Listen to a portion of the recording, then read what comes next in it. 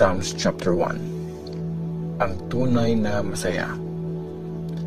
Binibless ang taong ayaw sa advice ng masasama, hindi sumusunod sa example ng mga makasalanan, at hindi nakikijoin sa mga nanlalait sa Diyos.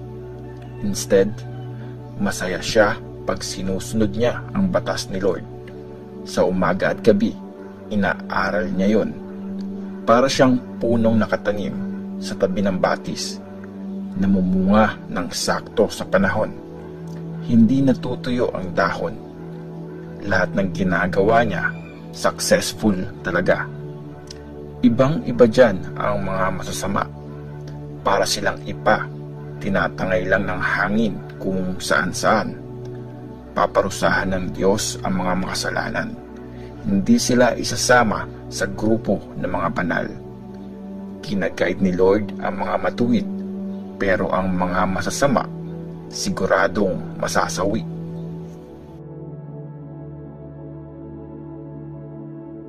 Psalms chapter 2. Ang haring pinili ng Diyos. Nagre-rebelde ang mga bansa. Bakit kaya? Nagpaplano ang mga tao, pero wala silang mapapala. Ready na ang mga hari ng mundo, at ang mga leader ay nagkasundo laban kay Lord at sa haring pinili niya. Sinasabi nila, paghahari ng mga yan dapat nang tapusin. Umalis na tayo sa kontrol nila sa atin. Nakaupo si Lord sa langit at natatawa lang. Ano bang mga plano yan? Walang kwenta. Nagbigay siya ng warning dahil sa sobrang galit. Sa tindi ng galit niya, tinakot niya sila. Doon sa Zion, sa bundok kong banal, ang pinili kong hari ay aking nilagay. I-a-announce ko, sabi ng hari, kung anong sinabi ni Lord. Sabi niya sa akin, ikaw ang anak ko. Ngayon, ako na ang tatay mo. Magsabi ka lang at ang mga bansa ay ipapamana ko. Ang buong mundo ay magiging iyo. Babasagin mo sila gamit ang pamalong bakal. Dudurugin mo sila kagaya ng palayok. Kaya mga hari, maging matalino kayo. Mga leader ng mundo, pakinggan nyo ang warning na ito. Mag-serve kayo kay Lord ng may takot at paggalang, at yumuko kayo sa paanan niya. Kung hindi, magagalit siya agad at bigla kayong mamamatay. Masaya ang lahat ng taong ang Diyos ang takbuhan.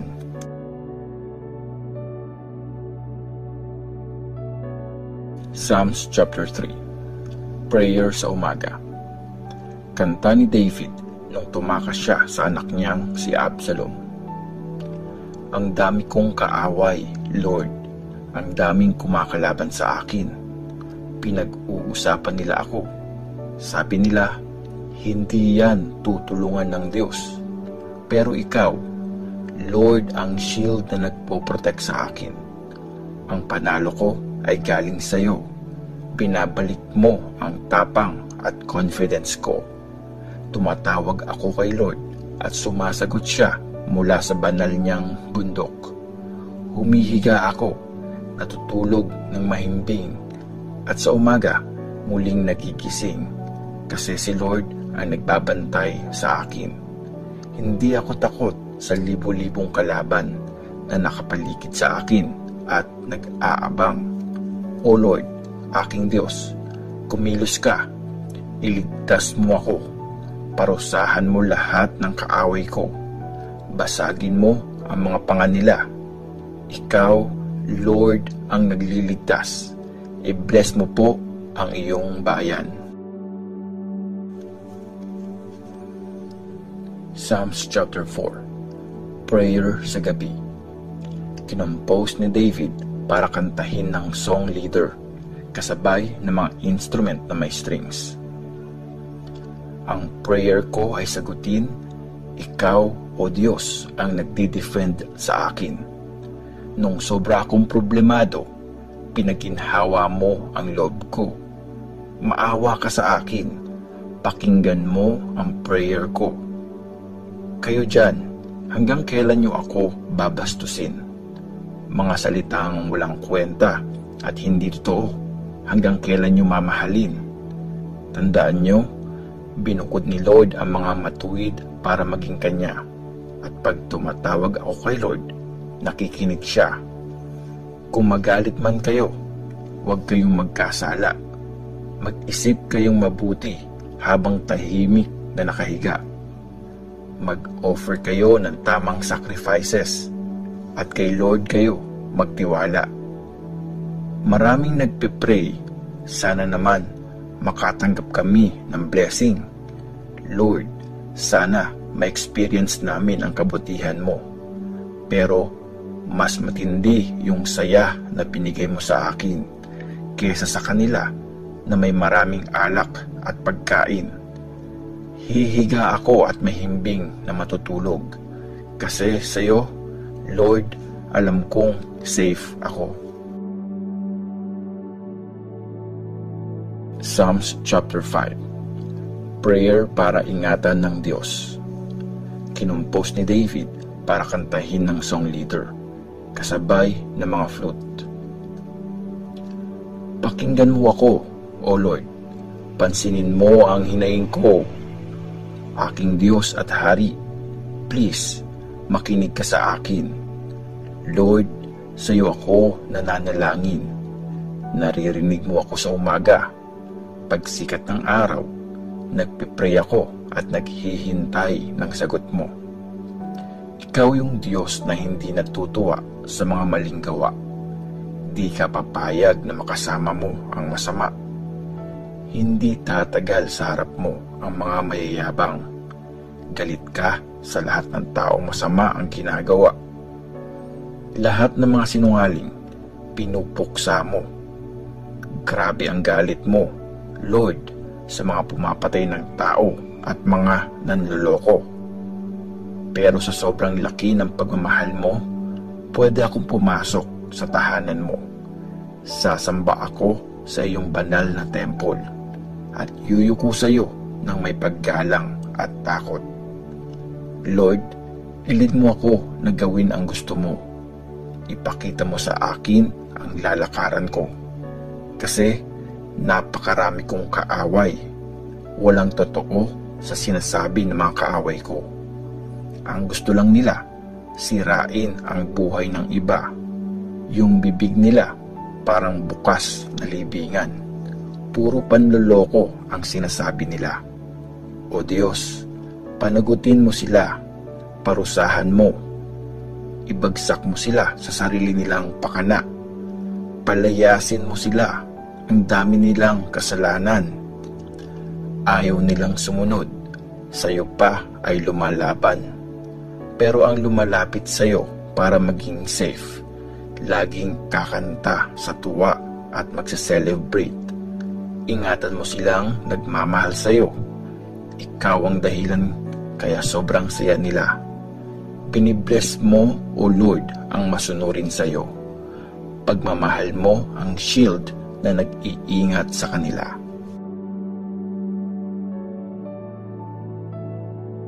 Psalms chapter 6. Prayer pag may problema. Kinumpos ni David para kantahin ng song leader, kasabay ng mga instrument na may strings, ayon sa Sheminith. Lord, sa galit mong yan, huwag mo akong pagalitan. Sa tindi ng galit mo, huwag mo akong parusahan. Maawa ka sa akin, Lord. Hinang-hina na ako. Bigyan mo ako ng lakas, Lord. Nanginginig na ang mga buto ko. Gulong-gulo na talaga ako. Ano na, Lord, hanggang kailan ganito? Please, Lord, iligtas mo ang buhay ko. Alam kong wagas ang pagmamahal mo. Huwag mo akong hayaang mamatay. Kapag namatay ang tao, hindi ka na maaalala. Sinong pupuri sa iyo sa mundo ng mga patay? Sobrang lungkot ko. Wala na akong lakas. Yung unan ko, gabi-gabing basa ng luha. Baha na ang higaan ko. Iyak ako ng iyak. Magana ang mga mata ko. Halos di na makakita. Grabe kasi yung lungkot ko dahil sa mga kaaway ko. Layuan niyo ako, kayong masasama. Narinig ni Lord na umiiyak ako. Narinig niyang humihingi ako ng tulong. Sasagutin ni Lord ang prayer kong ito. Matatakot ang mga kaaway ko at mapapahiya. Malilito sila at aatras bigla.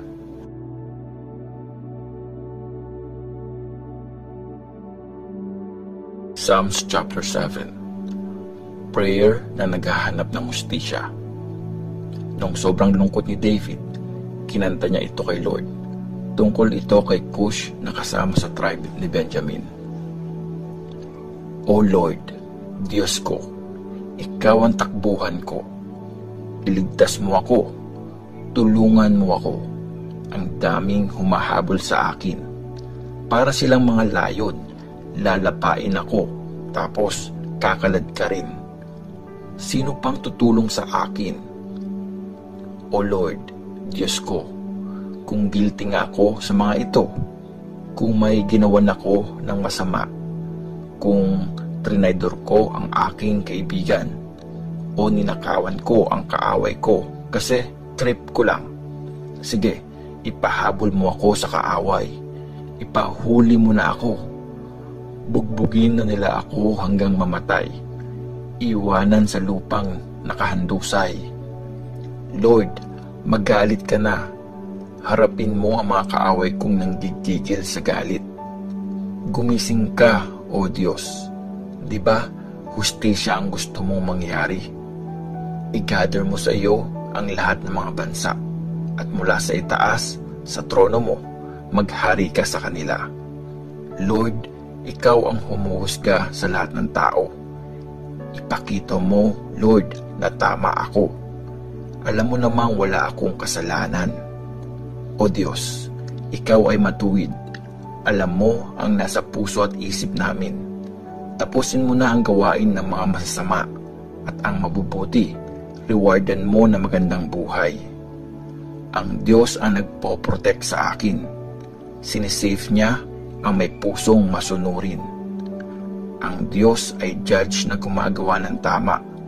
Araw-araw, handa magparusa sa masama. Kung hindi sila magsisisi at magbabagong buhay, ihahanda ng Diyos ang kanyang espada. Itututok ang pana niya sa mga masasama. Nakaredy na ang armas niya na papatay sa kanila. Nag-aapoy na ang pana niya, ready nang itira. Tingnan mo kung paano mag-isip ang masasama. Naglili sila ng kalukuhan, nanganganak ng kasinungalingan. Humuhukay sila ng trap, yung malalim talaga, pero sila rin ang nahuhulog doon. Kalukuhan nila sa iba, bumabalik sa kanila. Sa kanila bumabagsak ang sariling karahasan. Salamat kay Lord, laging tama ang ginagawa niya. Kakanta ako, pupurihin ko si Lord na pinakamataas sa lahat.